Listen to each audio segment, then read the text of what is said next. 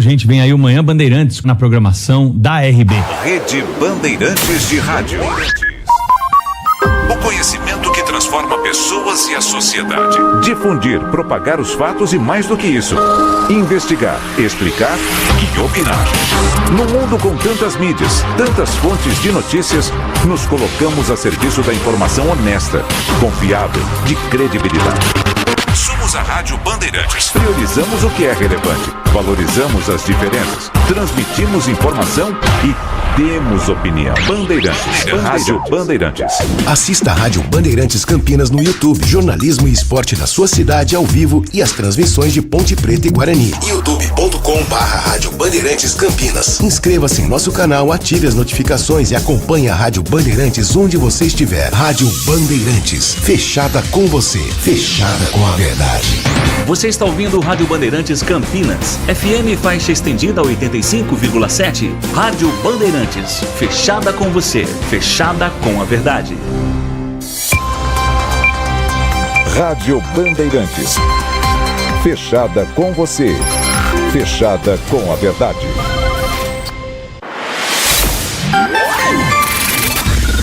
Manhã Bandeirantes. Oferecimento. Recap, Sindicato dos Postos de Combustíveis de Campinas e Região. Acesse recap.org.br.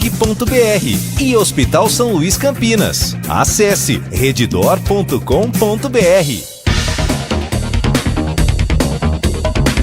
Quinto sinal vai marcar 10 horas da manhã. Muito bom dia a você que está na Rádio Bandeirantes Campinas, você que até agora acompanhou o Jornal Gente, segunda-feira de volta com um timaço de jornalismo, ainda nas férias da Sônia Blota e também do... Meu Deus, deu um branco agora. Cláudio Humberto, grande referência do jornalismo. Muito obrigado a você que está conosco na Rádio Bandeirantes Campinas. E na segunda-feira tem mais Jornal Gente na tela também do Band News TV. Eu sou o Heitor Fredo, vamos juntos até às 11h30 da manhã nesta sexta-feira. Sextou, 12 de janeiro de 2024. Até às 11h30 você vai ter informação, prestação de serviço, opinião e tudo o que acontece aqui pertinho da gente na nossa região metropolitana de Campinas. Também contando com a sua participação pelo nosso WhatsApp 97102-1493, 97102-1493. Você participa conosco e também nos acompanha em FM 85.7 pelas plataformas digitais, o aplicativo Band Play, o portal bandmulti.com e o nosso canal do YouTube Rádio Bandeirantes Campinas. Transmissão já iniciada para você conferir com imagens a nossa programação aqui do nosso estúdio do Complexo de Comunicação João Jorge Saad, no Alto do Jardim São Gabriel, em Campinas. Os trabalhos técnicos na mesa de som e central técnica hoje a cargo do Danilo Capucci, com a coordenação do Gil Kleber e com Tiago Prudente conosco na manhã de hoje. Bom dia para você, Tiago. Bom dia, Heitor, aos ouvintes da Rádio Bandeirantes. Vamos lá para uma ótima sexta-feira. Vamos para esta sexta-feira que promete mais uma vez ser de altas temperaturas. Já estamos com calor aqui em Campinas. 27 graus nesse momento marcam os termômetros do CEPAGRE da Unicamp. Chove em algumas regiões da cidade, em alguns bairros já registrada chuva. Nesta semana, o alerta é para que até sábado a gente tenha atenção redobrada pela possibilidade de formação de temporais associados a rajadas de vento, a raios, trovões e, por isso, atenção sempre redobrada para os pontos que historicamente registram alagamentos na cidade. Ontem choveu em Campinas, principalmente na região central, uma chuva que atingiu diversas outras localidades, outros bairros, mas nenhum registro mais sério, felizmente, que a Defesa Civil tenha a necessidade de atender por conta dessa demanda, por conta dessa chuva que caiu na região. São 10 horas e 2 minutos. Uma informação para você, morador de Indaiatuba. Os motoristas do transporte público da cidade paralisaram as atividades de 33 linhas de ônibus nesta sexta-feira. Em nota, a prefeitura disse que a informação da greve só chegou ao conhecimento na manhã de hoje. pegou também a administração pública de surpresa e que a paralisação foi motivada pela demissão por justa causa de um funcionário da empresa responsável pelo serviço. Ele estaria envolvido em acidentes de trânsito com veículos particulares. Ainda segundo a administração da cidade, o último dos acidentes em que o motorista teria envolvimento causou um prejuízo de R$40 mil à empresa.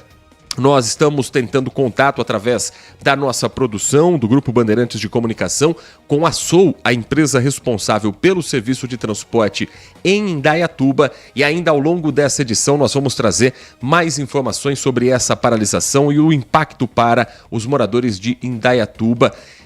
A paralisação continua neste momento, 10 horas e 3 minutos, e ao longo dessa edição a gente vai informando você que nos acompanha na Rádio Bandeirantes Campinas. Quero trazer informação para você agora sobre o chamado Enem dos concursos públicos. É assim que está sendo considerado o Concurso Público Nacional Unificado. O governo federal, por meio do Ministério da Gestão e Inovação em Serviços Públicos, lançou nesta semana um conjunto de 8 editais do Concurso Público Nacional Unificado. E a repórter Carolina Vilela traz mais informações de como funciona esse concurso. Concurseiros de plantão estão de olho na prova do Concurso Nacional Unificado. Léober já está se preparando. Ele conta que estuda cerca de 6 horas por dia. E já estou batalhando, estudando bastante. A rotina aí já está sendo alterada. O ano já começou com essas alterações para que seja um ano diferente com o cargo público tomado posse. O Ministério da Gestão e da Inovação espera até 5 milhões de inscrições. Serão oferecidas 6.640 vagas. As inscrições poderão ser feitas do dia 19 de janeiro a 9 de fevereiro. As provas vão ser aplicadas em 217 cidades no dia 5 de maio. Conhecimentos gerais pela manhã e conhecimentos específicos à tarde. 21 órgãos públicos vão participar do chamado Enem dos concursos. As instituições com maior número de vagas são Ministérios da Gestão e da Inovação, do Trabalho, INCRA, IBGE, Ministério da Agricultura e Pecuária, INMET e FUNAI. A expectativa é de que os salários cheguem até R$30 mil. A banca responsável pela elaboração das provas será a Sesgran Rio. Os resultados devem ser divulgados no fim de julho e a convocação para posse e cursos de formação vai ser no dia 5 de agosto. E sobre esse assunto, Manhã Bandeirantes conversa neste momento com a doutora Séries Rabelo, mestre em Direito, especialista em concursos preparatórios para concursos. Doutora professora Séries Rabelo, muito obrigado pela sua atenção com o nosso ouvinte da Rádio Bandeirantes. Um bom dia para você. Olá a todos, muito bom dia. Grande satisfação, enorme honra começar amanhã aqui, né, na Rádio Bandeirantes. Esse concurso está mobilizando o Brasil. Eu sempre digo que dia 5 de maio o Brasil vai parar para fazer prova. Estamos aguardando cerca de 3 milhões de inscritos para as 6.640 vagas divididas em 8 blocos. Então, uma expectativa muito grande, de fato. Nós, professores, não estamos dormindo há dias, viu? E esse termo Enem dos concursos é uma comparação justa e em que aspecto acaba caindo nessa linha de também ser um concurso unificado para tentar, de alguma forma, democratizar as vagas que são oferecidas, professora?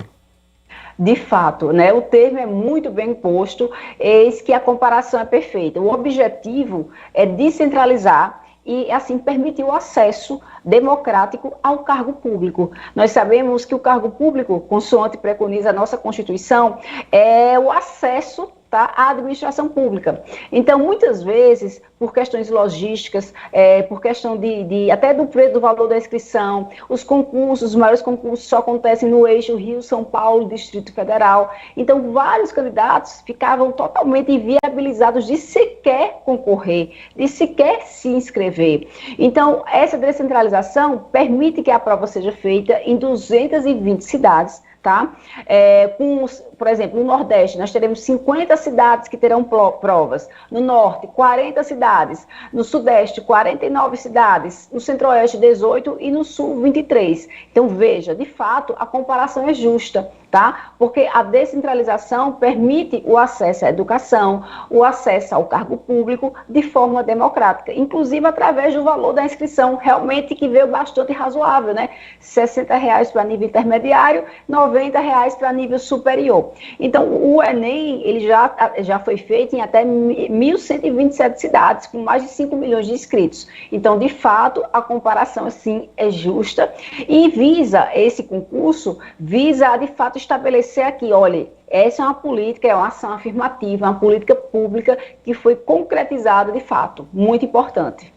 Tiago Prudente, Manhã Bandeirantes conversando neste momento com a professora Séries Rabelo, mestre em Direito, especialista em cursos preparatórios para concursos. Bom dia, professora, muito obrigado pela participação aqui no Manhã Bandeirantes. Pontuar, né, que o Ministério da Gestão está fazendo gestão, né? Porque é importante demais, reduz custo, tem alguns impactos também em realizar um concurso desse tamanho e que também acaba provocando aí essa possibilidade de mais pessoas participarem. Eu queria entender, professora, porque a gente tinha uns concursos separados antes, né? Para cada ação havia um concurso, aí uma prova que era criada. Como é que vai funcionar essa prova? É uma prova só, independentemente do cargo que a pessoa vai ocupar? Ou elas vão ser provas diferentes, conforme o cargo que a pessoa selecionou? Como é que vai ser isso? O governo divulgou exatamente como vai se dar essa prova? Eu queria entender isso, porque eu sei que dependendo do cargo que você vai ocupar antes, era uma prova diferente. Agora vai ser uma prova só que vai avaliar o concurseiro pelo total, como o Enem porque o Enem analisa você independentemente da sua escolha como um todo. Como é que vai ser isso? Tiago, muito bom dia, excelente pergunta, né? Uma dúvida bem comum a todos os candidatos. Nós temos 8 blocos temáticos, né? Então, nós temos o bloco de ciências agrárias, nós temos o bloco de gestão pública, de saúde, de direitos humanos, e o candidato ele vai concorrer para todos os cargos daquele bloco, ele pode optar. Então, são 8 blocos, são 8 editais distintos, tá? E ele concorre para o bloco escolhido. Lembrando que são 21 órgãos federais, FUNAI, MAPA, são vários órgãos, né, que se reuniram para participar desse processo de seleção. Então, ele vai escolher um bloco e vai concorrer dentro daquele bloco temático a mais de um cargo, através de uma única inscrição. Isso é de grande valia. E como foi bem pontuado no começo da entrevista, a nomeação, a posse dos candidatos, tudo isso se pretende que ocorra de uma maneira muito célere, até para recarregar as baterias do serviço público, né, e ocupar as mais de 73 mil vagas deixadas por servidores que apresentaram exoneração, que se aposentaram nos últimos anos, nos últimos 6 anos. Então, a expectativa é que o concurso ande a passos largos, tá? Então, essa modalidade, né, essa modalidade unificada, permite com que o candidato tenha acesso ao cargo através de uma única inscrição, que eu descentralize, permitindo que até nas cidades de médio porte aconteça a realização de provas que só aconteciam, por exemplo, na capital federal. Então, de fato, ele vai escolher, de acordo com sua formação, uma área temática, um dos 8 editais, tá? E ainda temos os cargos de nível médio, quase 700 vagas para nível médio, tá? Que também vai ser um bloco que é um bloco bastante procurado. Professora Séries Rabelo, o concurso, perdão, Tiago, só uma dúvida, o concurso ele prevê também vagas reservadas a pessoas com deficiência, pessoas negras e de origem indígena? Muito bom, muito bom. Como professor de Direitos Humanos também, eu fico muito feliz em ver reservas de vagas para pessoas com deficiência, PCDs, 5%, também para pessoas pretas ou pardas, conforme os critérios do IBGE, cotas raciais, e também o valor de 30% do total das vagas dos cargos da FUNAI, tá? Para aqueles candidatos que apresentarem inscrição para aquela localidade, e todos passarão por um processo de identificação. para validar a autodeclaração. Por exemplo, se eu me declaro pessoa com deficiência, eu vou ter que ir lá na frente provar numa avaliação biopsicossocial que, de fato, eu sou uma pessoa com deficiência. Se eu me declaro pessoa preta ou parda, conforme os critérios do IBGE, eu vou passar pela avaliação pela Comissão de Heteroidentificação, né, que vem normatizada na Lei 12.990 de 2014. E se me declaro indígena, tá, para concorrer à reserva de vaga de até 30%, eu também vou passar por uma comissão de averiguação, ok? Então, a reserva de vagas é o que eu sempre digo, a política pública, a ação afirmativa concretizada. Como assim? Eu viso a tratar os iguais de forma igual e os diferentes de forma diferenciada na medida de suas desigualdades. Isso aí, sim, é justiça. Professora, eu fiquei com uma dúvida, só para esclarecer. Então, nesse concurso é o seguinte, quando eu faço lá minha inscrição naquele bloco, vamos supor, sou jornalista, tem um bloco lá de comunicação, então, que estão os cargos de comunicação nível superior.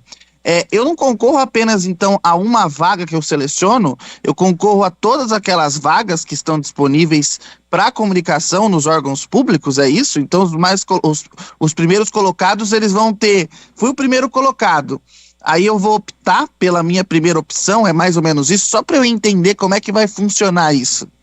Tiago, é mais ou menos isso. Vamos lá, digamos que você escolha o bloco lá temático que tenha jornalismo. Dentro desse bloco, você vai verificar que você pode concorrer a todos os cargos que estão dentro daquele bloco através de uma única nota, certo? Então, por exemplo, digamos que você concorra lá para a BBC, o exemplo, a agência de comunicação, tal. Você, através de uma única inscrição, concorre para todos os cargos que estão dentro daquele bloco, tá? E você tem a opção de concorrer para mais de um cargo dentro do mesmo bloco, ok? É bem simples o funcionamento, ok? Então, agora, o que não é permitido é que você se inscreva para blocos temáticos diferentes. Digamos, por exemplo, que eu tenho uma formação e quero, por exemplo, colocar um bloco temático de História e Direito. Aí eu vou concorrer a um único bloco, dentro de um único edital. Porque, na verdade, o que acontece é que nós temos 8 editais. Então, você vai concorrer para um dos 8 editais. E dali, você concorre a mais de um cargo, certo? A mais de um órgão, você pode ser servidor, a mais de um órgão através de uma única prova. Mas pelo que eu tô vendo aí, pelo número de inscritos, vamos ter uma concorrência tipo medicina, por aí, do número de vagas. Aumenta a possibilidade, porque você concorre a mais do que uma vaga do que no edital comum, né? Que há 2 vagas, mas a concorrência deve ser grande, né, professora? Tiago, a concorrência esperada é estratosférica, né? Do jeito que a gente nunca viu um edital com 6.640 vagas, a gente nunca também viu um concurso com em torno de 2, 3 milhões de pessoas inscritas. Tá, mas como há essa divisão e a possibilidade de você concorrer a mais de um cargo, certo? Vai, no final das contas, sim. E nós temos desistência, nós temos vacâncias ao longo do concurso, tá? Então, de certo fato, vai facilitar também o acesso às vagas. Então, de um todo, né, esse método inovador, de fato, merece prosperar. Agora, vale salientar que a Fundação Sesgran Rio, né, que é responsável pela prova, organizava concursos também em nível nacional, como o Banco do Brasil, Petrobras, mas ela está com imensa responsabilidade, né, de fiscalizar a aplicação em 220 cidades, nos 26 estados e no Distrito Federal. Então, vamos aguardar para que dê tudo certo, tá? Vai ser um dia, assim, de muita expectativa que o Brasil vai parar para acompanhar a aplicação do Enem dos concursos. Entre as 220 cidades, algumas aqui da nossa região de Campinas, a própria cidade de Campinas, Hortolândia, Paulínia, Piracicaba, Sorocaba, Valinhos e Vinhedo são cidades onde haverá a aplicação da prova do concurso unificado do governo federal. E quem estiver nos acompanhando, estiver interessado em saber mais sobre as vagas, sobre o edital, qual é o caminho, professora? Muito importante também pontuar, porque você vai descobrir tudo através do gov.br, que é o portal. Então, é importante também salientar que, nesse momento, há golpistas enviando links de acesso para os grupos de WhatsApp, Telegram, faça sua inscrição aqui, é mais rápido, é mais célere. Não, isso aí é para capturar seus dados e aplicar golpes. O candidato precisa ter ciência de que todas as informações pertinentes ao concurso, assim bem como o edital, que é a lei de regência do concurso, tá? Ele deverá acessar através do portal gov.br. No edital, nós temos informações importantes, como o cadastro de reserva, que haverá cadastro de reserva nesse concurso, que é muito bom, o prazo de validade do concurso, como será o desempate daqueles que ficarem em último lugar, com a mesma nota, certo? A questão das cotas, como será a avaliação, quais serão as datas de envio de documentos, né? O prazo recursal. Então, tudo isso está delineado, né? Tá bem contornado no edital. O candidato que quiser ser aprovado em concurso público, ele tem que saber quais são as regras do jogo. Não adianta conhecer as regras do jogo com o jogo em andamento, tá? Então, como professora há mais de 15 anos, saliento, é imperiosa, é obrigatória a leitura do edital, tá? E que você possa nos procurar, os professores, para sanar todas as dúvidas. Vai ser um prazer ver sua aprovação. Nós conversamos aqui no Manhã Bandeirantes com a professora Séries Rabelo, mestre em Direito, especialista em cursos preparatórios para concursos. Professora, muito obrigado pela atenção com o nosso ouvinte da Rádio Bandeirantes.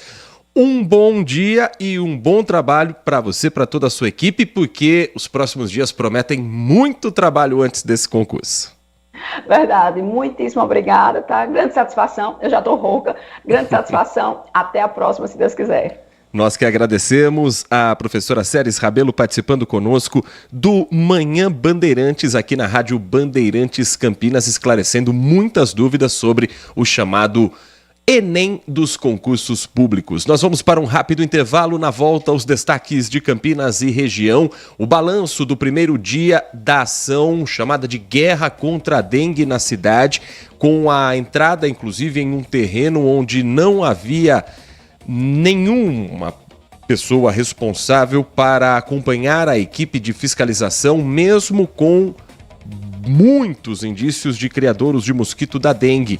E os destaques nacionais e internacionais também na nossa programação, ainda hoje, aqui na Rádio Bandeirantes Campinas.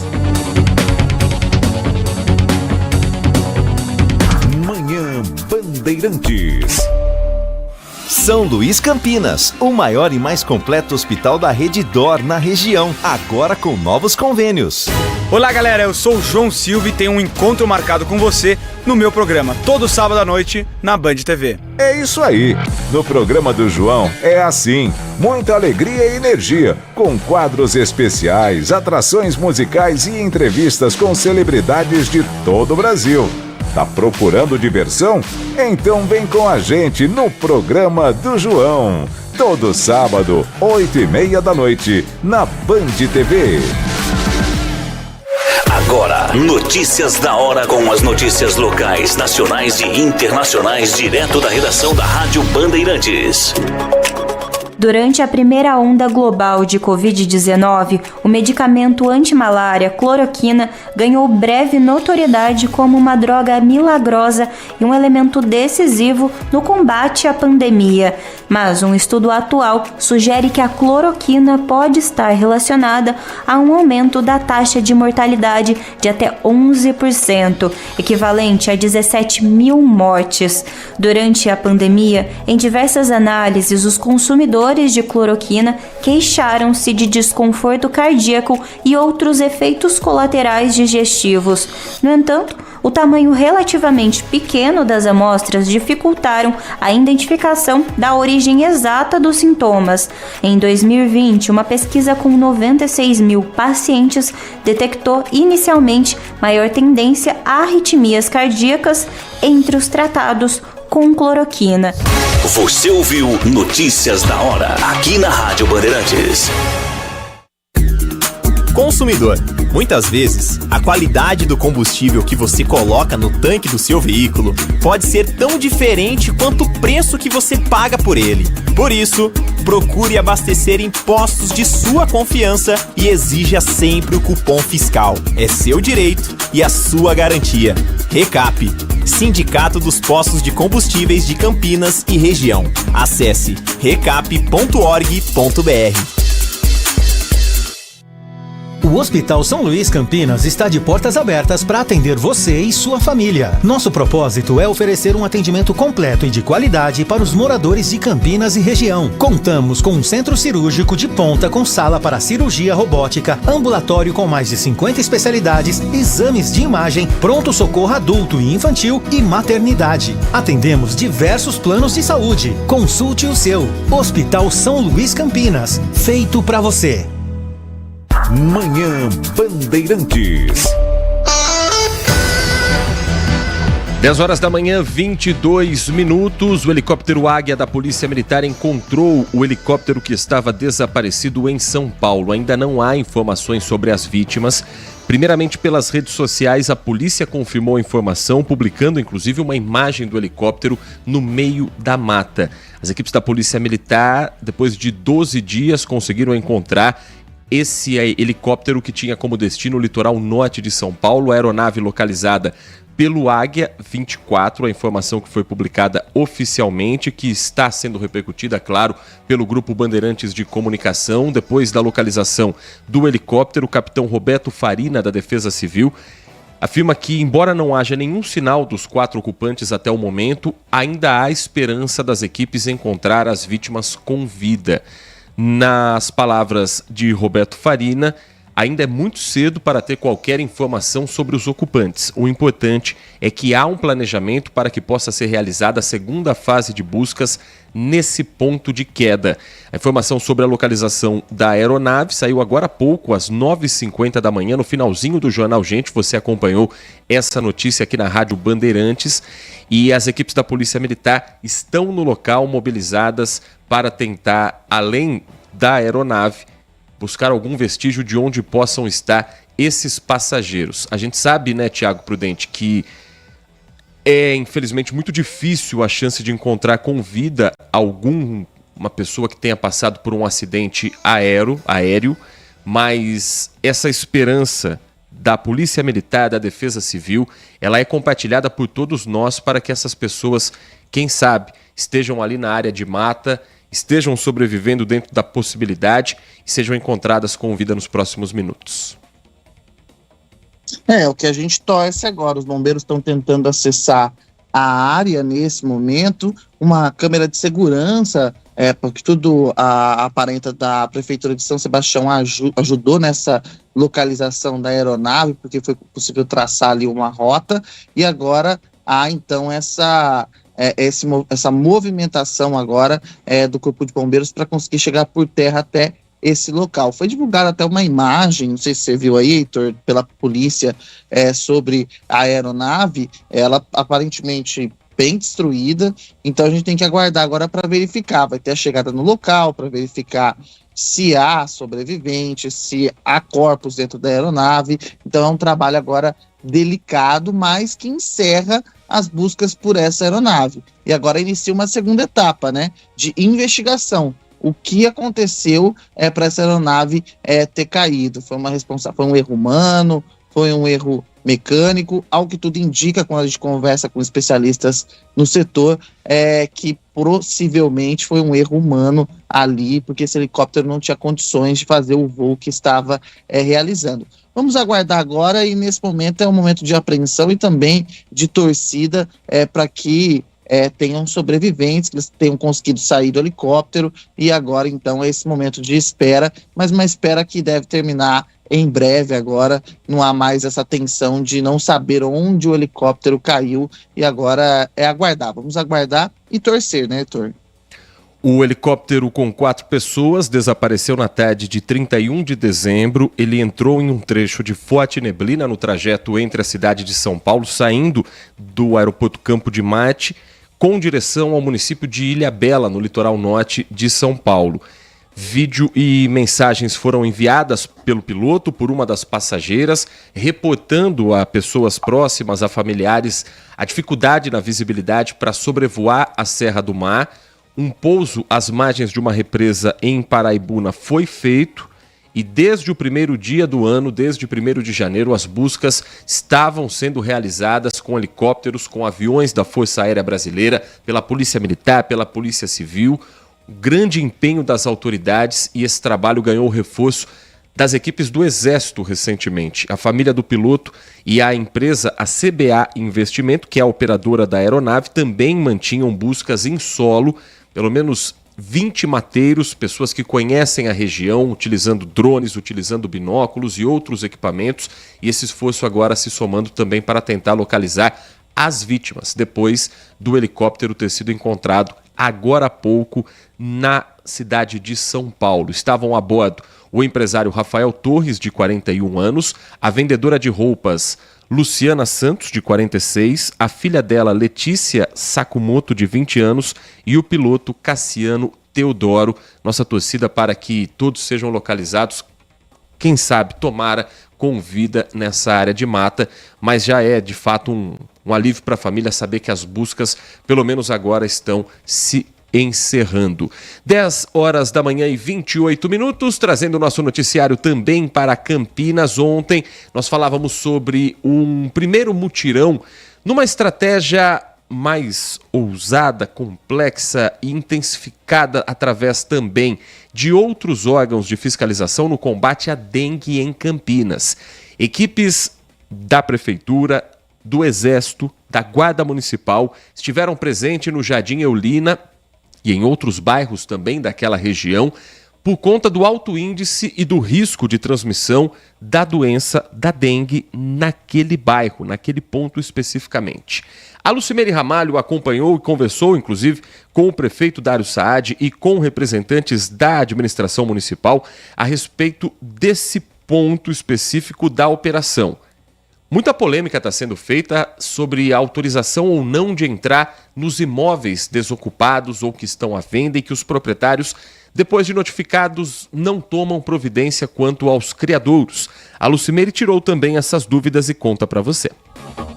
Guarda Municipal, homens do Exército, drones, tudo para uma operação de guerra para combater o mosquito da dengue.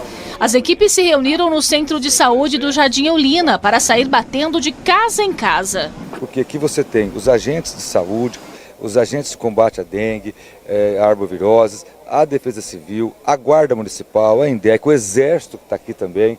Então é praticamente uma operação de guerra. Campinas terminou 2023 com 11.079 casos de dengue e 3 mortes. Em 2024, só nesse início de ano, já são 134 registros da doença. Desses, 73 só aqui na região do Jardim Eulina. E nas últimas visitas, em 57% das casas, os agentes não conseguiram entrar. E mais uma vez, na primeira casa que essa equipe parou, ninguém atendeu. E justamente por isso uma ação tão grande, para que as pessoas se conscientizem e autorizem a entrada, já que são pessoas capacitadas para identificar onde está o problema. Os agentes de saúde normalmente são capacitados e têm um olhar treinado para identificar os possíveis criadouros e fazer a inviabilização deles, que muitas vezes os moradores não conseguem identificar dentro das suas casas.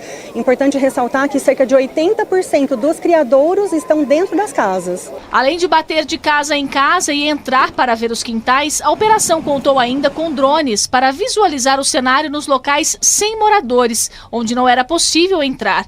No caso de não ter morador, com respaldo de uma decisão judicial de 2020, os locais são abertos para averiguação.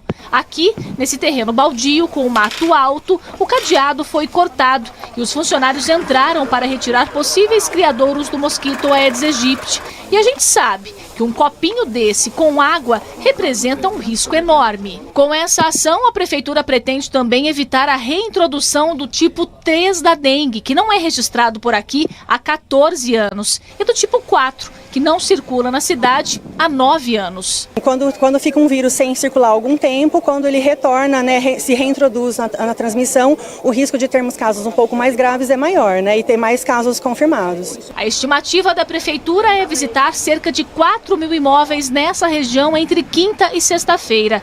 E a ação continua em pelo menos mais 8 bairros, que também estão com um alto índice de transmissão da doença. A Secretaria de Saúde, a Vigilância em Saúde, faz uma análise onde verifica o aumento dos casos de dengue e ali faz um estudo e a operação acontece lá. Ontem nós falávamos também sobre esse assunto no Brasil Urgente. Recebi muitas mensagens de pessoas que estão com dúvida e acho que é importante trazer esse esclarecimento. Por exemplo, hoje eu não pude estar presente na minha casa, mesmo sabendo da ação, mesmo sabendo que era de fato a equipe da prefeitura que estava ali presente. Por outros compromissos, a pessoa não pôde estar em casa. Isso significa que vão quebrar o cadeado, quebrar o portão, invadir a residência, entrar no imóvel para fazer a fiscalização? Não é isso. Esse trabalho que está sendo realizado da entrada de alguns imóveis é para situações extremas. Primeiro, quando há a visualização através do drone de algo que coloca em risco a saúde da população, e em terrenos que estão fechados há muito tempo, que é perceptível o abandono com mato alto, que é perceptível a falta de manutenção e que não houve a possibilidade de contato ou a resposta do proprietário ou da proprietária. Então, essa entrada no imóvel ela é permitida por lei, mas ela não acontece em qualquer casa que esteja fechada. É importante deixar isso claro, porque senão parece que essas equipes vão entrar à força nas residências. Não é isso, né, Tiago? Até porque a intenção é orientar, é levar informação, é levar o cuidado com a pessoa e a explicação do quanto ela precisa pensar no coletivo também. Pelo que a gente vê da ação, é exatamente isso. Quando a prefeitura vai entrar num local, pelo que eu entendo, Heitor, é num local crítico. E se identifica a presença de muitos criadouros, é um local com vários focos do mosquito Aedes aegypti, mas ao que tudo indica, vão ser feitas várias tentativas para tentar falar com o morador daquela residência, pelo menos é isso que eu entendo. E aí é uma ação para o bem coletivo, mas não é isso que eu entendo, que a prefeitura, quer dizer que você não atendeu, ela vai estourar o seu cadeado e entrar na sua casa. Não vejo dessa maneira, acredito que é uma ação mais drástica tomada para situações mais drásticas, locais onde há uma grande quantidade de criadouros do mosquito Aedes aegypti. E é uma ação importante, como a gente pontuou aqui ontem também no Manhã Bandeirantes, uma ação necessária, porque é aquilo. Se a gente não fizer esse combate ao foco do mosquito Aedes aegypti, o caso de dengue vão continuar crescendo. E a prevenção é sempre muito mais barato do que receber essas pessoas no hospital, do que o tratamento hospitalar. Mas, pelo que eu entendo sobre a prefeitura entrar nos imóveis, é sobre isso. Ou você tem um outro entendimento, Heitor? Pelo que eu entendi é isso, apenas para casos drásticos, onde não há o atendimento depois de muitas tentativas e onde há uma localização de muitos focos. Até por isso o uso de drones, né? É exatamente isso. Ontem foi um terreno a necessidade de fazer essa abertura, com o uso também de uma equipe de chaveiros, a presença de chaveiros ali para que seja feita a abertura desse portão. Depois que o drone sobrevoa, percebe que há ali um risco e, nesse caso específico do Jardim Olinda, é a segunda visita ao bairro. Então a prefeitura teve um intervalo de tempo ali de quase um mês, 3 semanas aproximadamente, para que o proprietário fosse notificado, para que eles tivessem a possibilidade de fazer a limpeza, retirar esses criadouros, e mesmo não sendo feito, foram retirados vários pedaços de madeira, copos plásticos. Quem acompanha a gente pelo canal do YouTube viu na reportagem da Lucimere Ramalho alguns desses flagrantes. Não dá para pensar apenas individualmente. Quando se fala em saúde pública, tem que ter o cuidado com a comunidade como um todo.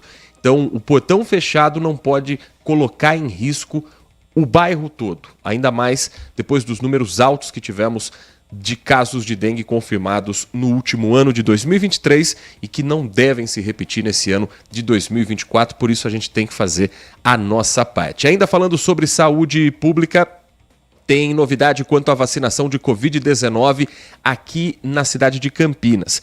Seguindo também uma determinação do Ministério da Saúde, que atualizou as recomendações para os grupos prioritários para 2024. Para os profissionais de saúde, por exemplo, a vacina que antes era aplicada a cada 6 meses passou a ser anual. E para a população em geral, como é que está a vacinação contra a Covid, a busca aos postos de saúde por um imunizante que nos protege dos casos mais graves dessa doença, que ainda não tem remédio. A única cura é a reação do nosso corpo e a melhor proteção ainda é a vacina.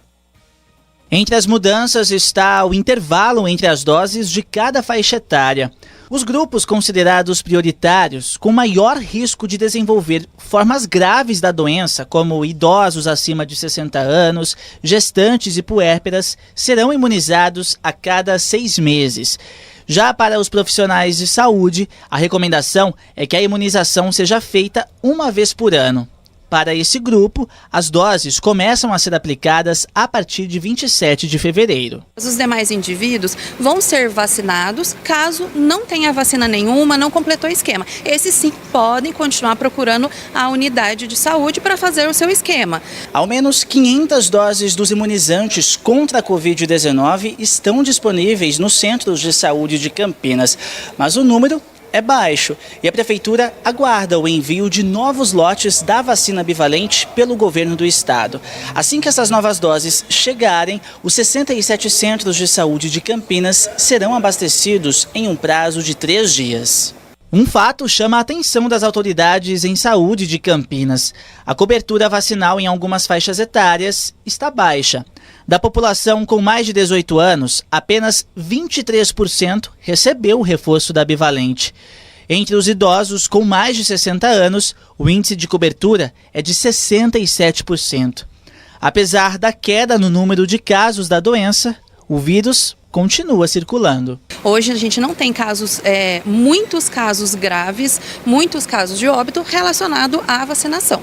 Tá? Essa é a importância da vacinação. Ela sempre vai diminuir a chance da pessoa desenvolver um caso grave da doença.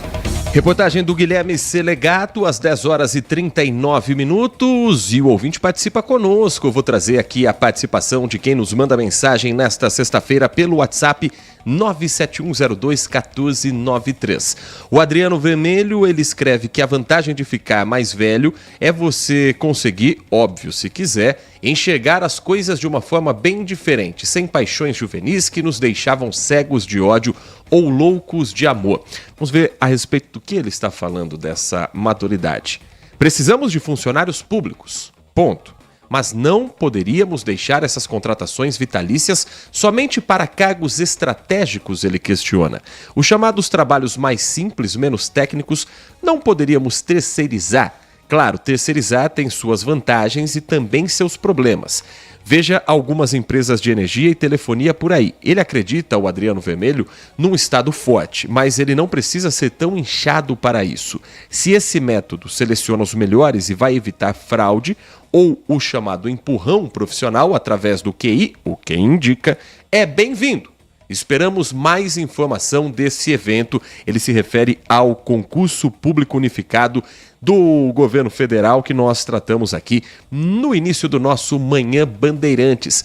O Marco Silva Bedin, ainda sobre esse assunto, diz que essa é a grande chance para todos aqueles que dizem que funcionário público ganha muito e tem benefícios para estudarem e ter a grande chance de ganhar bem e ter esses benefícios. Assim, democraticamente, talvez também consiga esse bom emprego de verdade, é o que diz aqui o Marco Silva Bedin. Para quem critica o funcionário público, de repente essa é a oportunidade de também fazer parte da máquina. Os salários são bons, hein? Chegam a R$30 mil. Tem participação também com mensagem de áudio do nosso ouvinte da Rádio Bandeirantes. Bom dia a todos, DJ Ale, Heitor Fredo, Thiago. Interessante essa entrevista que vocês estão passando nesse momento, eu estou ouvindo. E vou dar a minha opinião desse negócio de você concorrer a uma determinada vaga, mas valer para outras vagas. Eu acho que é injusto para outra pessoa que quer aquela determinada vaga. Eu vou exemplificar o que eu estou querendo dizer. Vamos supor que você faça... Não tem nada a ver com o que vocês estão falando, mas é só para dar um exemplo. Vamos supor que você faça uma vaga para um técnico de manutenção de máquina de lavar. Você vai lá e colocou aquela vaga. Aí tem a manutenção de máquina de lavar, a montagem na máquina de lavar. Manutenção é uma coisa, a montagem é outra.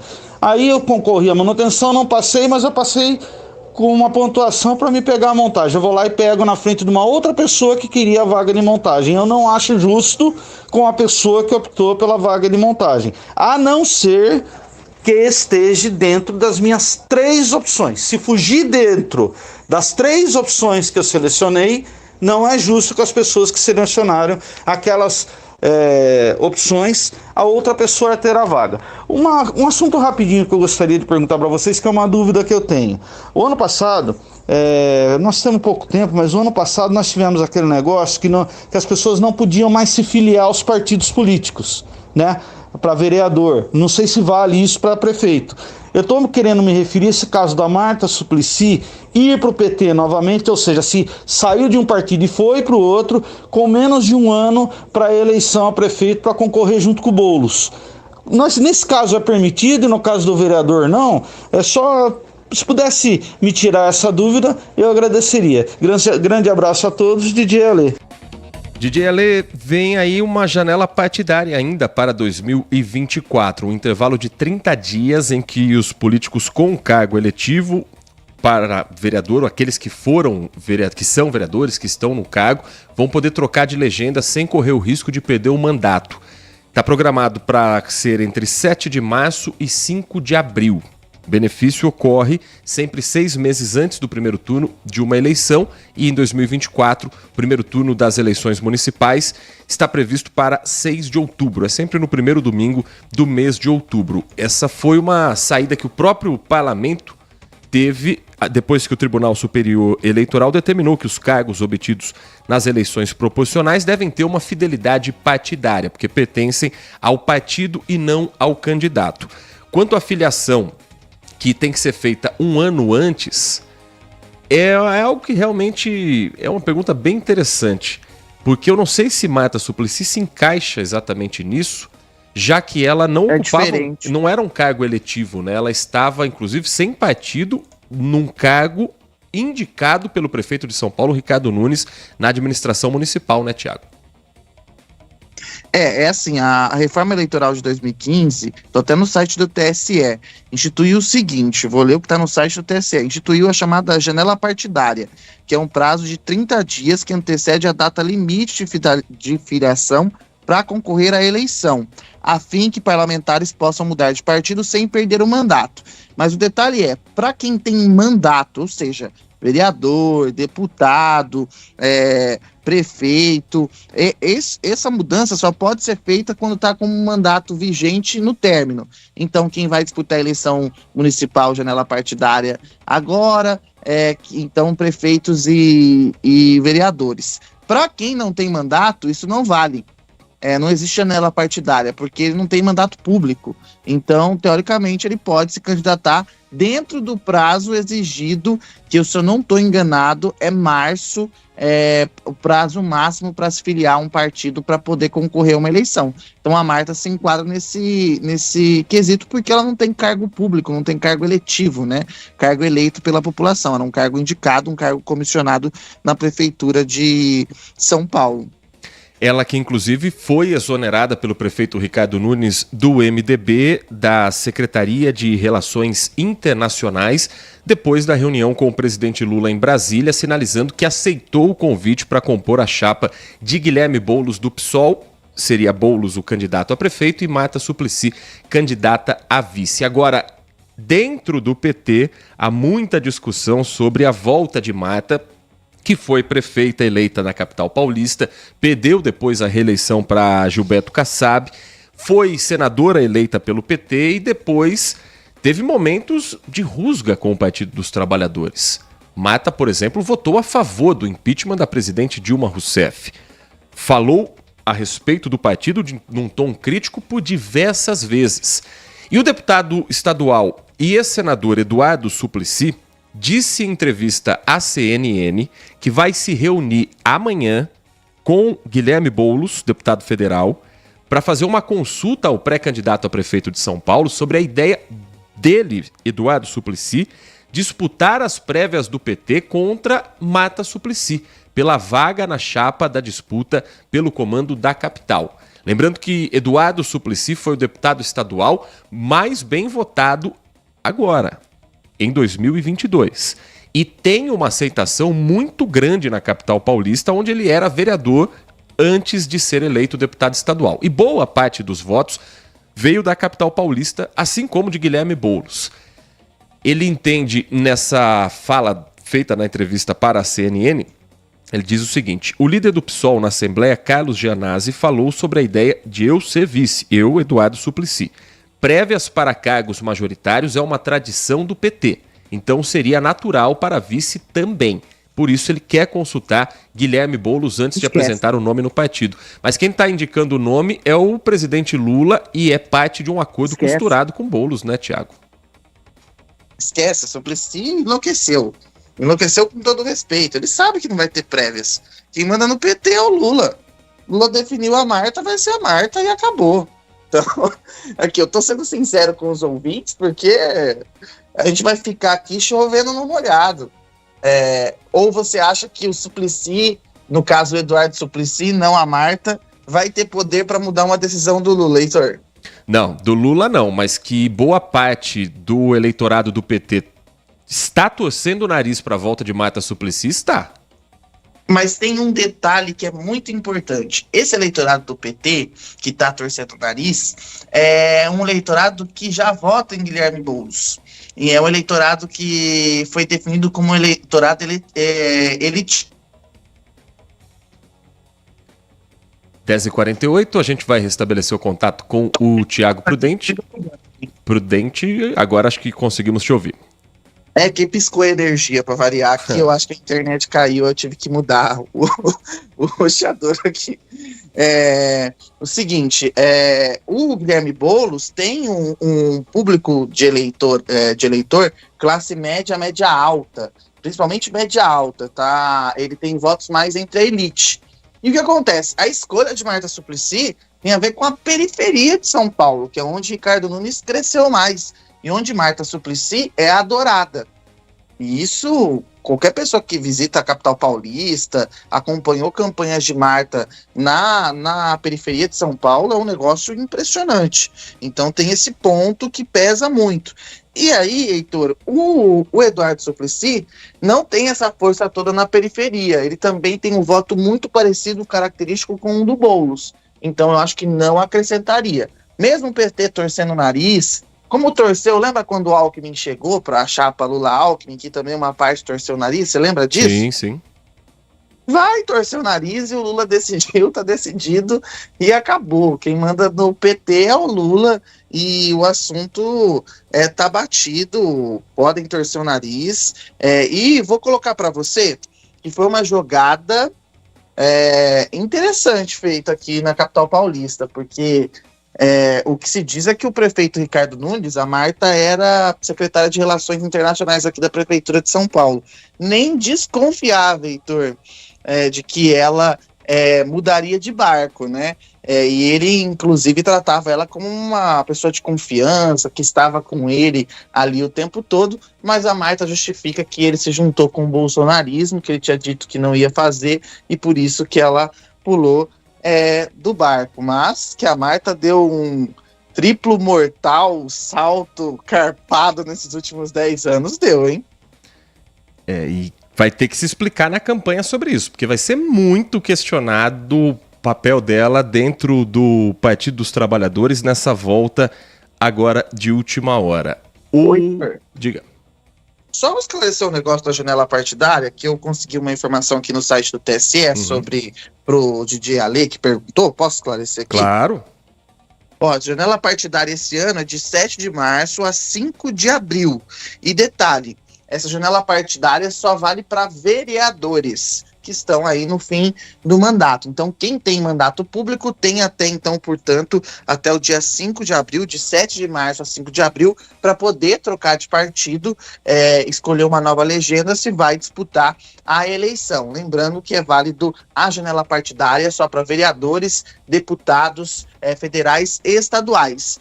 Cargos como prefeito, senador, governador, presidente, o mandato não é do partido, o mandato é da pessoa, a pessoa é que conseguiu o mandato. Então a lei eleitoral é diferente, essa pessoa pode mudar de partido quando quiser, não precisa esperar a janela partidária, porque o mandato é dela. O vereador, o deputado, o mandato é do partido, porque muitas vezes ele é eleito pelo coeficiente eleitoral. Tem que ficar só para esclarecer esse ponto. Mas aí, então, o prefeito também tem até o prazo final, que é dia 5 de abril, para mudar de partido, se quiser mudar de partido, mas ele não tem obrigatoriedade de esperar a janela, já os vereadores têm. Acho que agora ficou mais claro, né, Heitor? E já que estamos falando de bastidores das eleições, vamos trazer o assunto também para Campinas. Essa semana, uma reportagem do painel da Folha de São Paulo, do jornalista Fábio Zanini, colocou luz sobre algo que a gente já vem discutindo desde o ano passado. A manchete era: possível apoio a prefeito racha Federação PSDB Cidadania em Campinas. Na reportagem, a Folha de São Paulo diz que... Isso aqui em novembro, hein? Lembra que a gente falou disso aqui em novembro, que acompanha a Rádio Bandeirantes? Você lembra, né, Heitor? Eu vou trazer a informação só para a gente também poder dar o crédito ao Tiago Prudente, que já está falando sobre o assunto há alguns meses, porque a eleição em Campinas rachou a Federação PSDB Cidadania. Principal liderança tucana na cidade, o deputado federal Carlos Sampaio estaria conversando com o atual prefeito Dário Saad, candidato à reeleição. Já o Cidadania quer lançar Rafa Zimbaldi, deputado estadual, derrotado por Dário Saad no segundo turno em 2020. Os dois partidos, por estarem federados, precisam integrar o mesmo palanque na eleição. Então, se cada um puxar para um lado, não tem candidatura de Rafa Zimbaldi ou não tem apoio ao prefeito Dário Saad. Não imagino que uma federação com o peso que tem ainda no estado de São Paulo, o PSDB, e com a força que vem ganhando nacionalmente o Cidadania, vá ficar de fora de uma eleição do tamanho de uma cidade como Campinas. Mas vai ser necessário um acordo. E aí? Carlos Sampaio estará no palanque de Rafa Zimbaldi ou Rafa Zimbaldi terá que abrir mão da candidatura por um fechamento do grupo político dele com o prefeito Dário Saad? Eu não consigo imaginar Rafa Zimbaldi no palanque de Dário Saad, mas na política, o que hoje eu não consigo imaginar, amanhã pode se tornar realidade. Tudo pode mudar. Mas puxando a sardinha pro nosso lado aqui, ó, pro ouvinte da Rádio Bandeirantes, que viu essa informação na Folha de São Paulo, repercutiu em alguns jornais, a gente já deu essa informação aqui em novembro, já vem discutindo ela. Então vocês sabem, né? Querem bastidores das eleições desse ano, fica conectado aqui com a gente, que vocês vão saber bem antes dos outros veículos. Então vamos puxar a sardinha pro nosso lado aqui, né, Heitor? Faz parte. Faz parte. Não, eu também não imagino o Rafa Zimbaldi no palanque de Dário Saad. Acho que se Rafa não conseguir cacifar sua candidatura, provavelmente ele vai ali se ausentar da disputa política em Campinas. E hoje, cacifar essa candidatura tem sido muito difícil. Rafa começou aí, apoiadores do deputado estadual começaram a fazer ataques ao Carlos Sampaio, chamando de traidor, coisa desse tipo. Uma estratégia que eu não vejo com bons olhos e nem sei se vai dar certo. Porque quem manda no PSDB em Campinas é o Carlos Sampaio. E se o PSDB falar não, a situação vai azedar. Uma coisa é certa, Carlos Sampaio está com Dário Saad, já sinalizou isso, que não quer uma candidatura. Isso aqui dá para cravar sem dúvida nenhuma. Se o partido decidir, a federação, junto com a Cidadania, decidir que vai ter candidato e lançar esse candidato e ele for Rafa Zimbaldi, significa o seguinte, que eu já ouvi de quem circula na política em Campinas, inclusive de algumas pessoas ligadas ao PSDB. O PSDB vai tudo bem, vai ter a candidatura, mas vai ficar naquela situação, sabe aquela candidatura? É candidato, legal, mas eu não apareço, sabe, Heitor? Uhum. Não sei nem qual é a expressão para isso. Candidato que está no cargo, está na disputa, mas não quer aparecer? É tipo assim, ó, eu sou apoiador, mas não quero aparecer na campanha, sabe, o Carlos Sampaio? Mas acho muito pouco provável, porque ele tem uma grande legião de eleitores em Campinas. Quem for receber o apoio dele vai querer que ele esteja presente. Mas o que eu ouvi é que se Rafa conseguir lançar a candidatura, vai assim, que legal ser candidato, legal. E vai tocar o barco como se não tivesse essa candidatura, sabe? Aquela situação que você finge que não está acontecendo. Então, Rafa tem diversos problemas para lidar com isso. Agora, a questão é, Rafa Zimbaldi vai ter força política para brigar com Carlos Sampaio? Esse é o ponto central. Rafa perdeu muita força política, muitos aliados nos últimos 2 anos, principalmente depois da campanha à Prefeitura de Campinas. E eu tenho a sensação que o deputado não aprendeu a lição, porque ele continua naquela estratégia de ataques muito fortes, o que causa, pelo menos essa sensação que eu tenho, não sei se você tem essa avaliação, não sei se o ouvinte tem essa avaliação, eu queria até ouvir o ouvinte, que essa campanha de muitos ataques, tudo tá ruim, cria uma ojeriza no eleitor. Ele fala, mas essa pessoa só critica. E eu acho que é uma estratégia equivocada. E eu acho que isso fez o Rafa perder força depois da eleição de 2020, porque o segundo turno foi uma coisa horrorosa, a eleição no segundo turno em Campinas, com ataques que, assim, quem acompanhou a eleição de perto sabe disso, na televisão. Então a gente espera que o deputado tenha uma mudança de postura, mas eu acho que ele perdeu musculatura política, ou seja, apoios, pessoas que poderiam pressionar o PSDB para fazer esse apoio. Lembrando também que o PSDB, né, como um todo, perdeu força nacional e também perdeu força em Campinas. Qual foi o último candidato forte do PSDB à Prefeitura de Campinas? Foi o Carlos Sampaio. Depois disso, o PSDB desapareceu, né, Heitor? Nas últimas eleições, inclusive, não esteve com um candidato majoritário na Prefeitura de Campinas. Eu acho que você falou sobre o tom mais bélico, mais agressivo de Rafa Zimbaldi. Eu acho que já o atrapalhou no segundo turno das eleições de 2020. Me lembro dos debates, por exemplo, em que o tom era muito alto, o tom era muito forte, acusações contra pessoas da equipe da prefeitura ou da equipe que estava compondo a chapa de Dário Saad, que fazia parte de uma continuidade da administração anterior de Jonas Donizete, que Rafa Zimbaldi foi apoiador e ele acabou tendo que responder também muito a respeito de mas você estava na máquina até outro dia. E até hoje essa pergunta é recorrente, até hoje esse questionamento é feito. Então, acredito que Rafa Zimbaldi, se tiver a candidatura confirmada, deverá baixar um pouco o tom, porque me parece que o eleitorado mais se afasta do que cria laços de proximidade quando ele faz esse ataque muito forte. Ele esteve presente aqui no Manhã Bandeirantes, ele trouxe projetos, ele trouxe propostas, mas sempre com esse tom agressivo. E eu acho que isso já o atrapalhou na última eleição, talvez não tanto para deputado estadual, mas é uma situação diferente, porque agora é uma exposição muito maior, com tempo de TV, com debate, com entrevistas que vão ser feitas aqui em outros veículos o tempo todo, e isso pode afastar. Eu tenho a sensação que o eleitor de Campinas não gosta dessa eleição violenta. Embora ela esteja presente no Brasil, com o que a gente sabe da polarização, acho que aqui, no quintal de casa, as pessoas querem muito mais ouvir proposta e um tom light do que tiro, porrada e bomba, viu, Thiago? Eu também concordo. Se você pegar a característica da campanha, por exemplo, do prefeito Dário Saad, que foi vencedora em 2020, qual que era o tom da campanha? Você lembra, Heitor?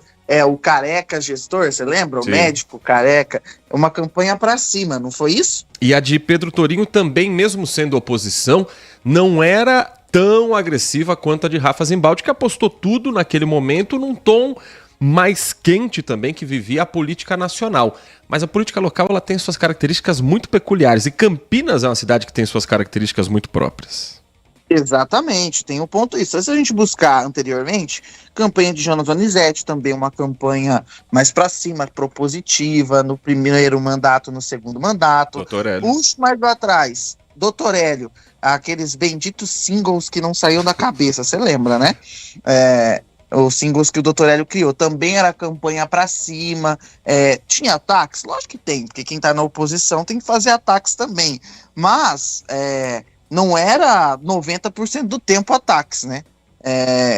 distribuía isso ali entre os tempos. Já tivemos campanhas também bem bélicas em Campinas, mas o eleitor de Campinas demonstra que ele está mais ligado a essa questão, não gosta muito dessa experiência. Acho que o eleitorado brasileiro, no geral, não digere bem essa situação. Por isso que os candidatos, muitas vezes que fazem os ataques, tentam evitar que associem um ataque à figura deles. Esse é um ponto central. Pode observar na campanha de TV.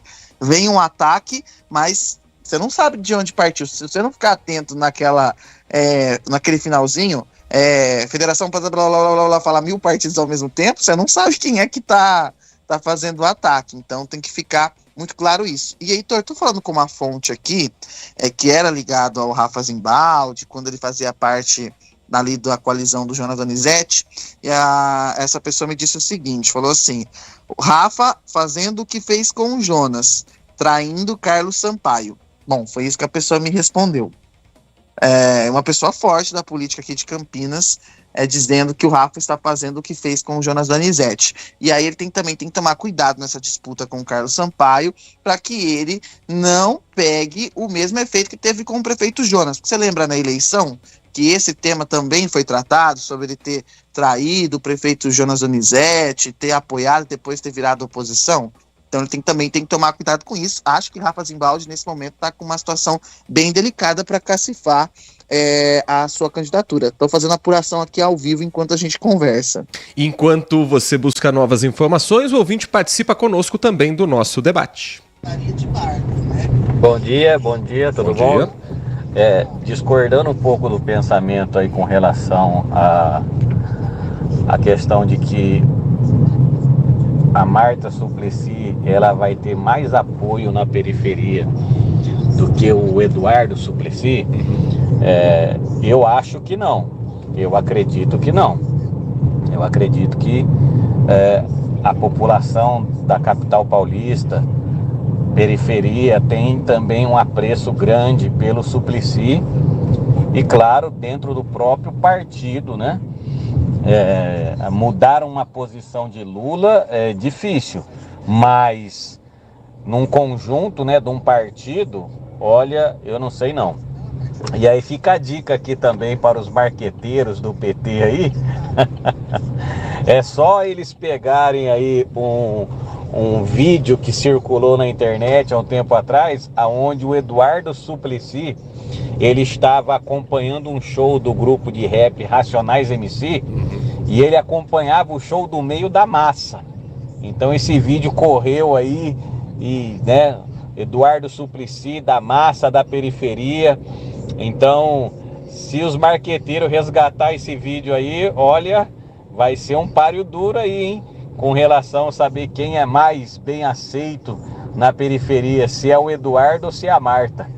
Mas, de qualquer forma, eu acredito que um Suplicy vai ser vice. Rodrigo, do Jardim Garcia, um abraço. Um grande abraço, Rodrigo. Eu concordo com tudo que o Rodrigo disse. Eu acho que a aceitação de Eduardo Suplicy na periferia, ela é maior, inclusive, do que a de Marta Suplicy. Mas eu acredito, Rodrigo, Thiago Prudente, que a escolha de Marta, ela tenha um outro peso que o PT queira dar na campanha de Guilherme Boulos. A de que uma gestora que conhece a máquina pública estará ao lado de um nome que está, de certa forma, começando na política partidária. Guilherme Boulos é deputado federal, mas nunca ocupou nenhum cargo do executivo. Então talvez seja aquela ideia de, se houver alguma dúvida sobre a administração de uma máquina pública, tem uma ex-prefeita ao lado dele. Eu acho que é isso aí que você matou. Eu só vou discordar de vocês dois aí, com todo respeito, porque se a gente olha a votação do Suplicy como deputado estadual, de onde os votos dele vêm, principalmente, dos distritos eleitorais, são dos distritos mais ricos de São Paulo, na capital. Então eu acho que e concordo no ponto de que ele é um homem da massa, que ele não tem problema de ir pro meio do povo, só que eu acho que nos últimos anos ele teve dificuldade de capitalizar o voto. Porque uma coisa é você ir participar e estar ali no meio da massa, uma outra coisa é você capitalizar o voto. Mas eu acho que no ponto central dessa discussão, e aí concordando com o ouvinte, vai ser um Suplicy o vice, o Eduardo, a Marta, acho que você e o Heitor toca no ponto central, né? É a tutela, né, do Boulos, para quem tem medo dele, fala, não, vai ter uma ex-prefeita ali que vai colocar ele na linha se ele quiser fazer alguma coisa muito maluca, para não dizer outra coisa. Eu acho que é mais ou menos essa sensação, né? E para a gente fechar aqui esse giro com a participação do nosso ouvinte, sempre muito bacana que os ouvintes vão participando, vão puxando os assuntos e a gente vai também trazendo os destaques do dia, atualizando as informações e as opiniões. O Wagner Marcondes diz, bom dia, companheiros de todas as manhãs, é sempre um prazer ter a companhia de vocês, prazer é todo nosso, Wagner. Ontem o Thiago fez algumas considerações sobre o Renan Filho e a opinião dele é a seguinte: após as considerações do Thiago sobre o Renan Filho, defendo mais do que nunca a separação dos estados da federação. Vamos ver quais estados vão conseguir substituir sem que outros o levem nas costas. O Brasil e sua tradição de coronéis da época cafeeira. Bora separar, escreve o Wagner Marcondes. A unificação do Brasil, a manutenção dos estados, ela está na história ali como um dos grandes feitos do Império. Olha só, um pouquinho de aula de história também, porque o Império do Brasil, ele evitou um fatiamento de vários países. O Brasil poderia, assim como a América Espanhola é dividida em vários pequenos países, poderíamos também ser divididos da América Portuguesa em vários pequenos países. E já houve um movimento separatista do Nordeste, e que foi contido de forma extremamente violenta, isso há mais de 200 anos.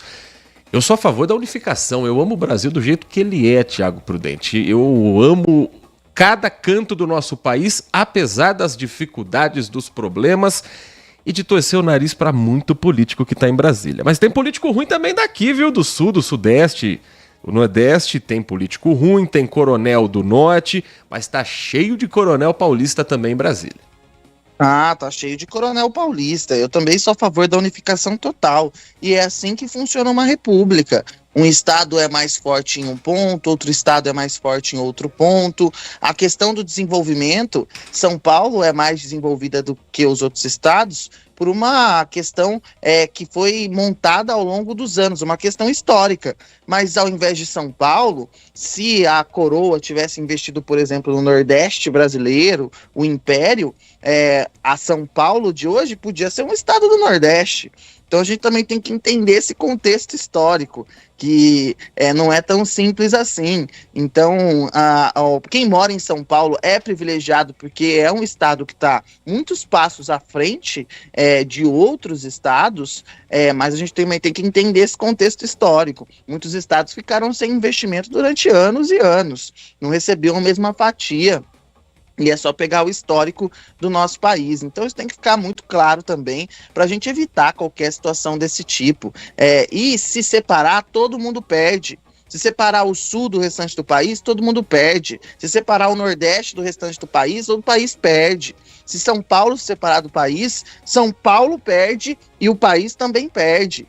Então é preciso entender isso, que nós somos uma nação, um único povo com diferentes sotaques, que eu sempre falo isso, com diferentes culturas, porque é um país continental, mas uma única nação que tem que entender que é dependente um do outro. Cada estado nesse país depende, e a gente precisa lutar para que as desigualdades que foram construídas ao longo da história, que não foram construídas ontem, que não foram construídas pelo povo que vivem nesses estados, mas sim por políticas que foram adotadas, por situações que foram tomadas, por decisões que foram adotadas e que refletem hoje em dia. Vou pegar um exemplo simples. A mudança da capital federal do Rio de Janeiro para Brasília é um dos efeitos que o Rio de Janeiro sofre até hoje, com uma estrutura federal enorme na capital do Rio de Janeiro e uma estrutura que o Estado tem dificuldade de manter o governo federal. Por quê? Porque a mudança para Brasília foi feita sem um planejamento pensando no que seria do Rio de Janeiro. A gente tem outras decisões que foram tomadas ao longo dos anos, como, por exemplo, a decisão da malha rodoviária ao invés da malha ferroviária, que é um impacto até hoje para o Brasil e que impacta no desenvolvimento dos estados. Também questões de protecionismo que a gente precisa rever, como, por exemplo, todo o dinheiro está em São Paulo. Muitas empresas têm as suas sedes em outros estados, sede que eu digo as fábricas, mas as sedes de onde o capital gira, na cidade de São Paulo, por causa da Bolsa de Valores. A gente viu o fechamento da Bolsa de Valores do Rio de Janeiro, porque os capitais não ficavam lá. É preciso pensar nisso também, porque essas desigualdades entre os estados não são por acaso, não são geradas pelo povo, mas sim por decisões políticas que foram tomadas nos últimos anos. A gente tem que lutar para que essas desigualdades sejam diminuídas, porque o país é lindo do jeito que é bonito, tem um povo maravilhoso e a gente tem que lutar para que todos os estados brasileiros tenham todas as oportunidades e que todos dependem de todos. Um sozinho não sobrevive sem o outro, porque é isso que faz esse país grande e que tem e que dá o potencial para que nós possamos ser uma das grandes nações desse mundo. 11h12. Depois do intervalo, Jean Spaduzano está conosco aqui no estúdio para trazer atualização sobre a greve dos motoristas de ônibus da cidade de Indaiatuba e os outros destaques das últimas horas aqui na região metropolitana de Campinas. 2 minutos, o Manhã Bandeirantes está de volta.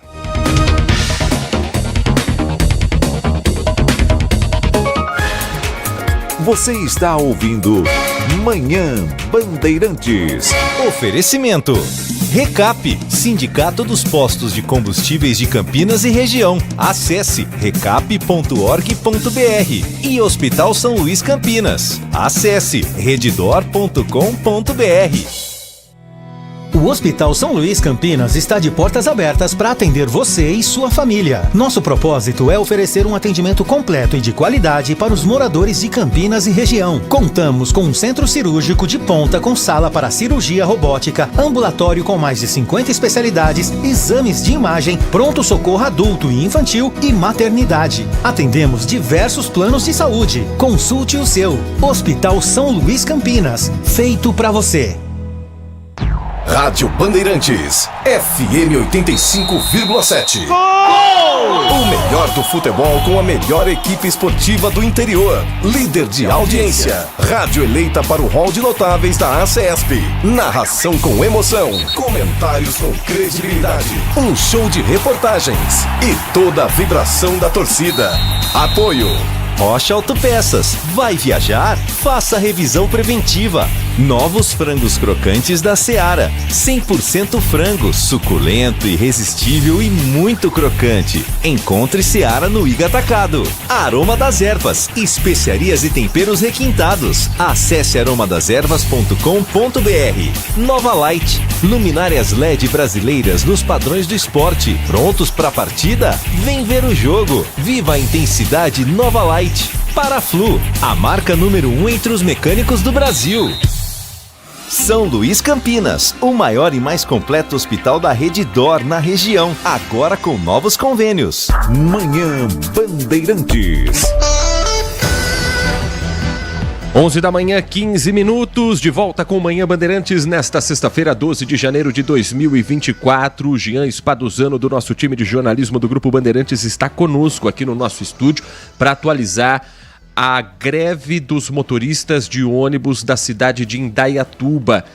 Já tem mais de 100 profissionais que aderiram a essa paralisação depois da demissão de um colega de trabalho por justa causa. É isso, Jean? Bom dia para você.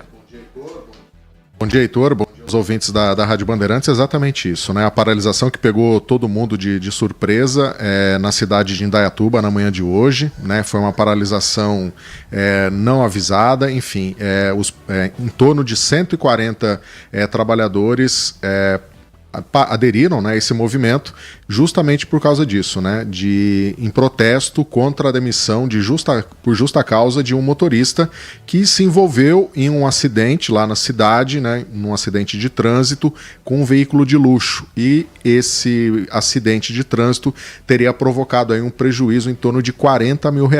Imagina, né, o valor do conserto para consertar carro de luxo. Então houve essa demissão por justa causa em virtude desse acidente. Aí o sindicato não concordou com essa decisão da empresa e organizou essa paralisação no dia de hoje. Foi feita uma conversa agora pela manhã envolvendo tanto a prefeitura como a empresa e o sindicato. Eles chegaram a um acordo, então, portanto, desde as 9h15, mais ou menos 9h20 da manhã, os ônibus voltaram a circular em Indaiatuba, só que agora, no início da tarde, vai ter uma reunião entre toda essa turma, entre esses representantes, para discutir essa questão da demissão do motorista por justa causa. O que o sindicato quer?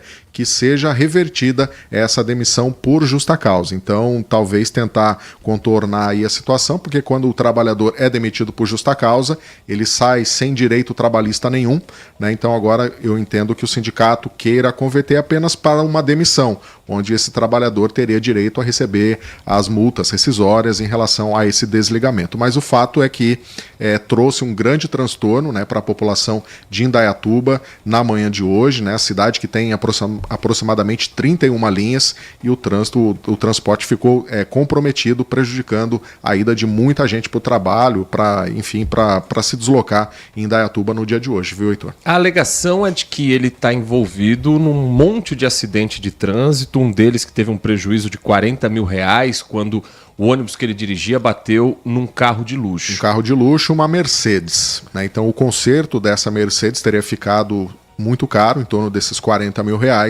e aí a empresa tomou essa decisão de demiti-lo por justa causa. Eu não sou especialista na área, Tiago Prudente, mas acho que para justificar uma demissão assim sumária, porque a justa causa você sai com a mão na frente, com a outra atrás, com um carimbo na carteira de trabalho e com a marca na testa de que você é um incompetente.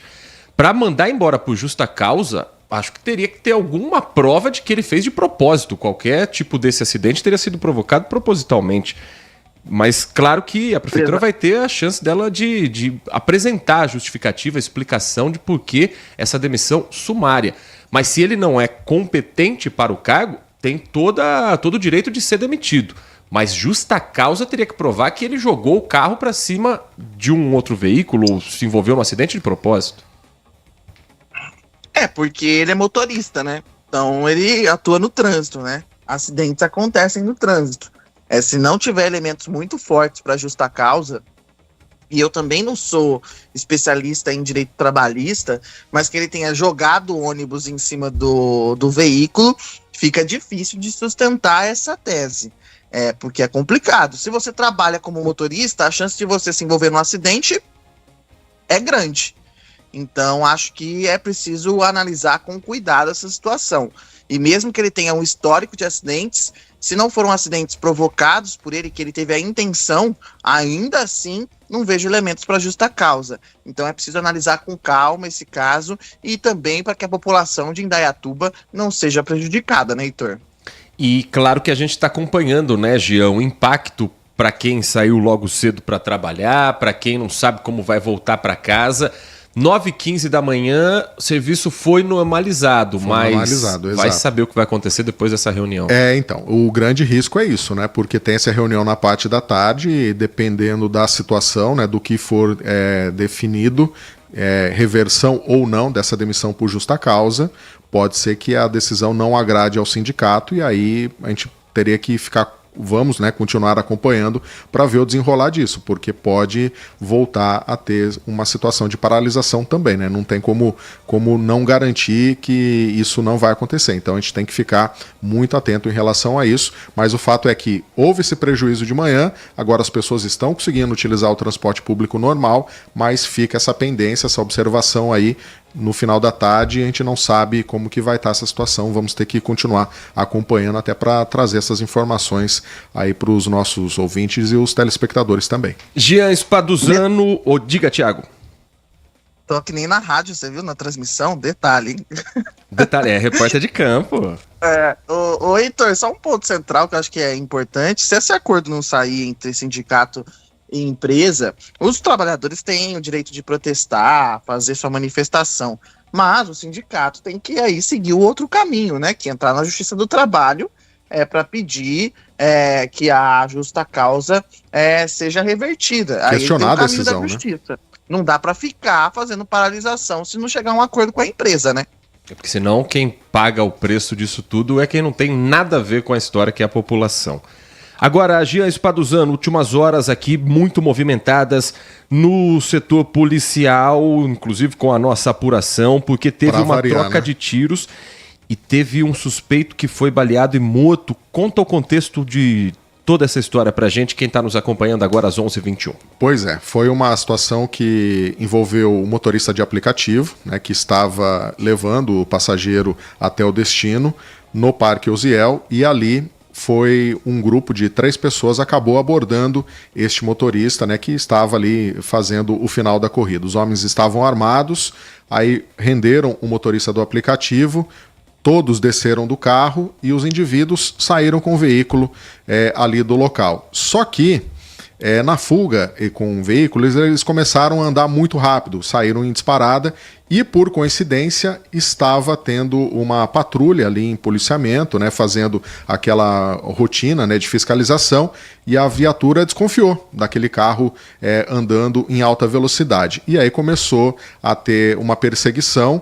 E aí correu pelo São Domingos e eles continuaram fugindo em alta velocidade, e aí o caso veio parar na estrada da Pedra Branca, numa travessa aqui da rodovia Lix da Cunha, no Jardim Nova América. E ali houve troca de tiros, né? Um dos criminosos foi baleado pela Polícia Militar, ele chegou até a morrer no local nessa troca de tiros, e outros 2 conseguiram fugir pela área da mata, mas as informações dão conta de que os outros 2 criminosos, embora tenham conseguido escapar pela mata, eles foram alvejados também, enfim, eles estão feridos. Então agora a polícia está também de olho aí nos prontos-socorros, né, nos PS, para ver se eles vão dar entrada, se alguém vai dar entrada com ferimento à bala para poder fazer a prisão deles. O fato é que eles, né, renderam. Felizmente, nenhum dos passageiros, nem o motorista do Uber e nem as passageiras nada sofreram, e eles acabaram fugindo, o caso agora sendo conduzido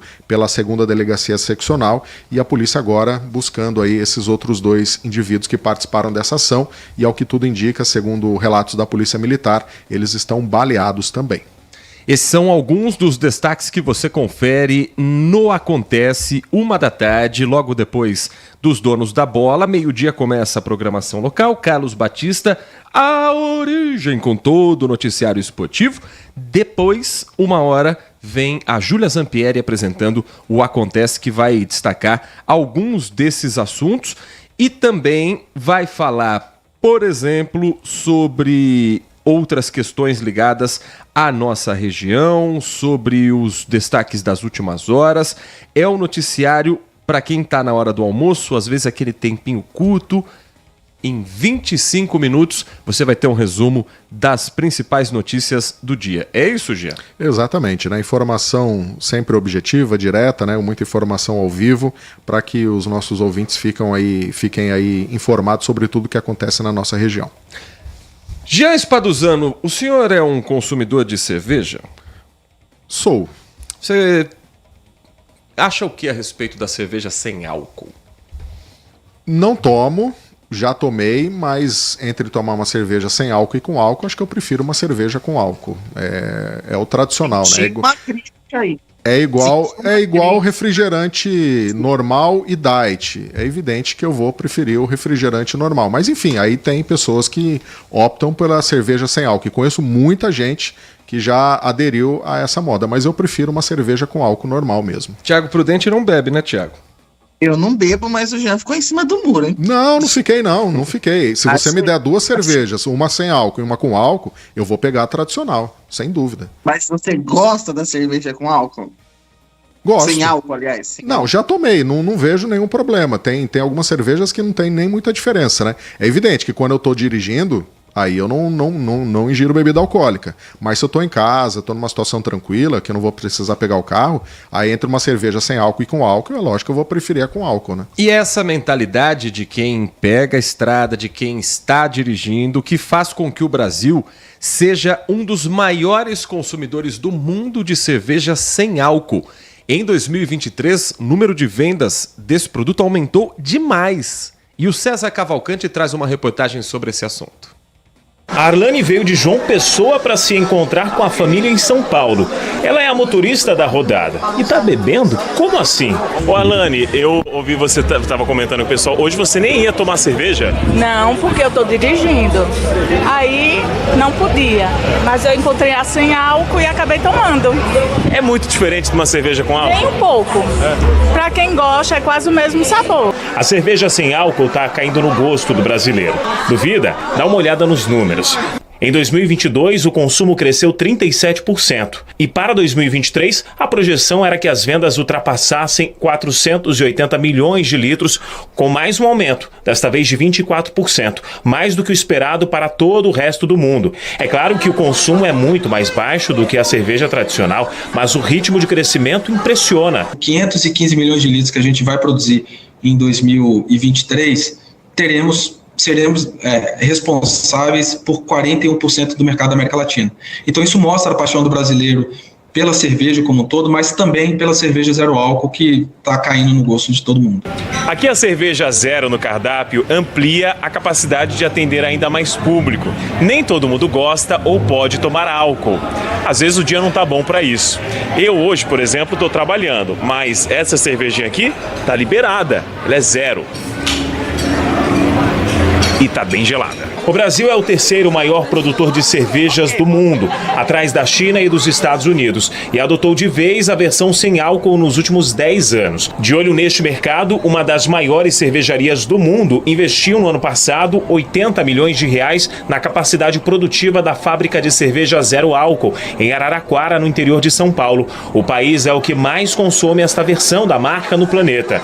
O Chico experimentou pela primeira vez com um amigo que estava parando de tomar álcool. Comprei pra ele também junto.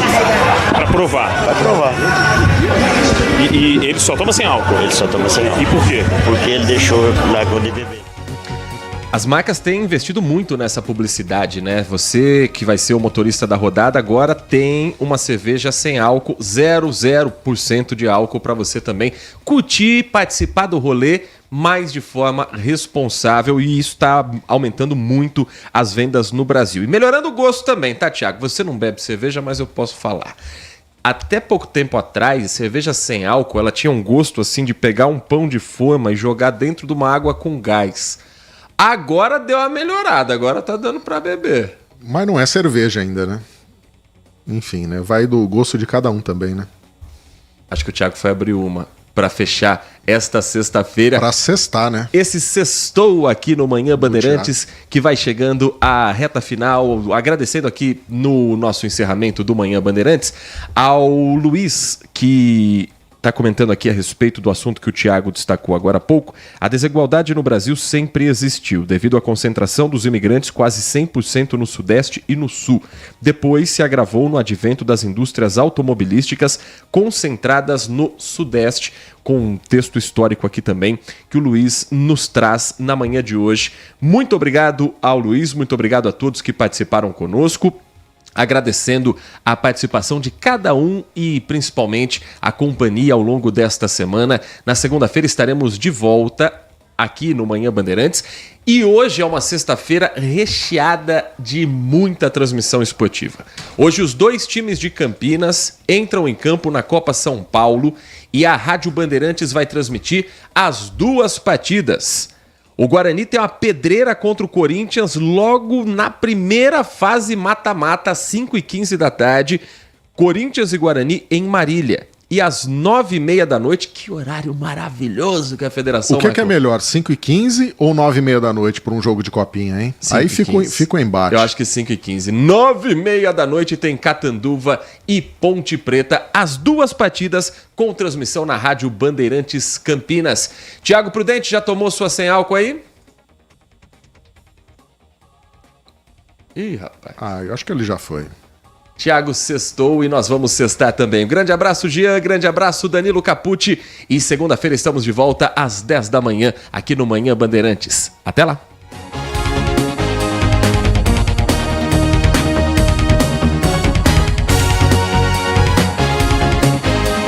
Manhã Bandeirantes. Consumidor. Muitas vezes, a qualidade do combustível que você coloca no tanque do seu veículo pode ser tão diferente quanto o preço que você paga por ele. Por isso, procure abastecer em postos de sua confiança e exija sempre o cupom fiscal. É seu direito e a sua garantia.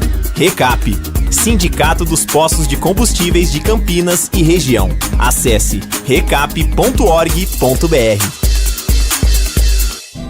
Todos os domingos, a partir das 7 horas da manhã, a Rádio Bandeirantes transmite a Santa Missa direto da Paróquia Santa Rita de Cássia, situada na Avenida Jesuíno Marcondes Machado, 670, na Nova Campinas. Participe das celebrações ou acompanhe pelo rádio.